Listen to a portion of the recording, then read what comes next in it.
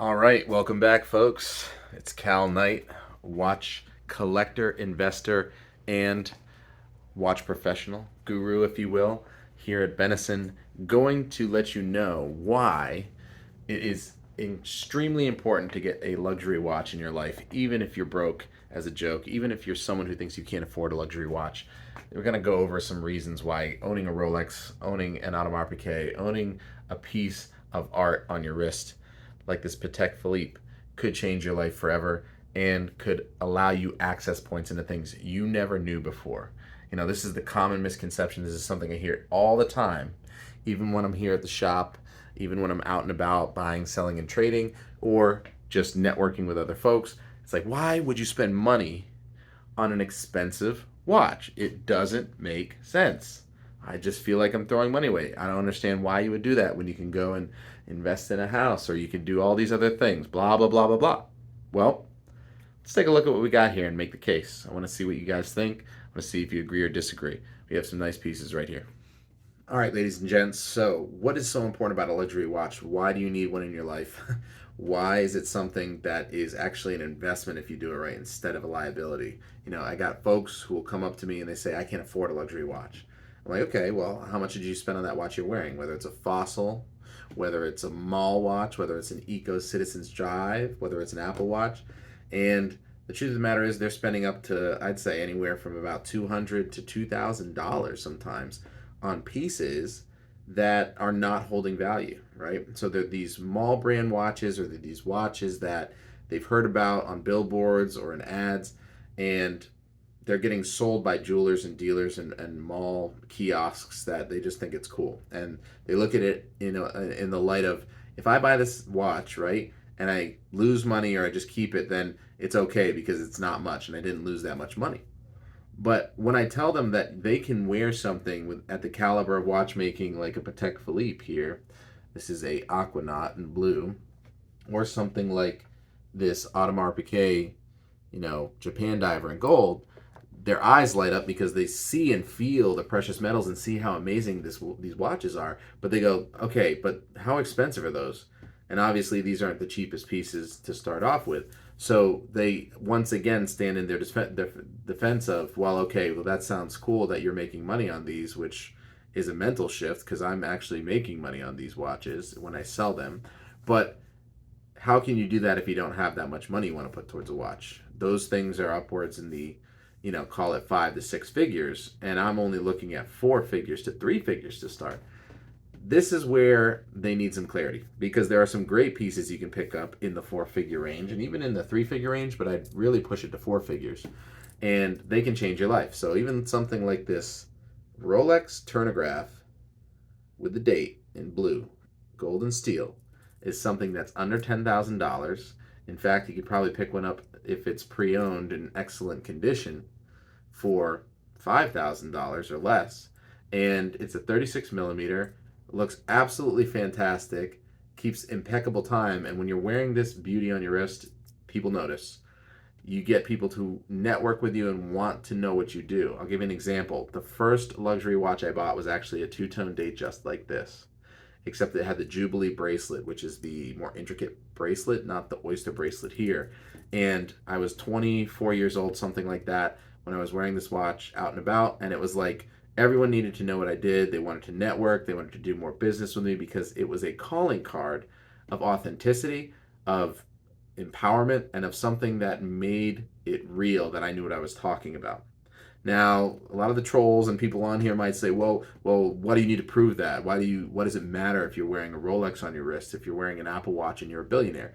It's like, okay, number one, are you a billionaire? No, so don't come from that perspective, right? Number two, it's not just about the technology. Mr. Wonderful, who's a astute watch collector and someone who loves timepieces, has said that luxury watches are the best asset class he's traded in the past decade. That's huge. That means it's outpacing the Dow Jones, it's outpacing the S&P 500, it's outpacing all these other investments he's tapping into. And it has for me too, as someone who's a business owner and an investor. You just need to know what you're doing. And in the past 2 years, it has gotten crazy in the market. People have started to flood it that were never getting involved in watches from a financial aspect before, but more so from the types of aspects where it was just a luxury. However, the folks who are really intelligent, who have generational wealth, have been doing this for quite some time. And now it's not so much a secret. You still need to know what you're doing, though.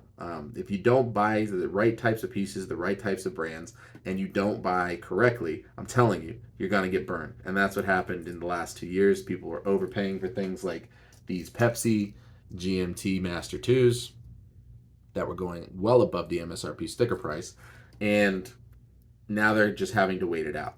It does not mean that these pieces will not appreciate and come back up over time. It just means when you're overpaying by that much, it does not align to the intrinsic value, and you're basically going to bite dust or lose some of the profit when you're buying these. But there are models like the luxury sport models, like this Yachtmaster in steel and platinum bezel, that will always be in demand. And Rolex has kept the aesthetic very similar on purpose as it's evolved over a generational period, because they want to keep the value consistent. They want generational wealth and the heirlooms to be passed down so that the brand holds its power, its demand, its liquidity, and so that they continue to have a captive audience. So these are just some of the general reasons. I mean, when I was wearing a Hamilton, which was my first watch before I got my two-tone Datejust, it was $1,800 that I had spent at Tornow, and the transaction was so cold. It was like they could read me from a mile away, and they just wanted me to blow my money. And when I traded that back in to Govberg, they were going to offer me $400. So it was like a light bulb went off in my head, and I was like, okay, you're telling me that I can spend $1,800, go back to trade it in 4 months later, and lose, what, 1,400 pretty much overnight just by walking out the door. So when I saved up another $1,800 at the time, I ended up getting a two-tone Datejust from a private seller, which went fine, luckily. And it was like night and day. I wore the watch for 4 months. I felt better about myself. I carried myself in a higher light, just knowing subconsciously that I was walking with this beautiful watch on. And people were, again, like I told you, just coming up and saying, I gotta figure out what you're doing. You're wearing a Rolex. I've wanted one my entire life. Or they were wearing a nice watch. And my presentation of wearing a nice watch was almost like a permission slip to connect us two, so that they could basically say, he clearly is doing something that I'm doing. He likes something that I like. This is a conversation that will open up nicely. And as men, particularly, women are doing this now more and more too. We don't have a lot on our exterior that we present that will open up a conversation. Women have it a little easier with accessories or things that they like to talk about. Men, it's really kind of two-dimensional sometimes when you don't know another person.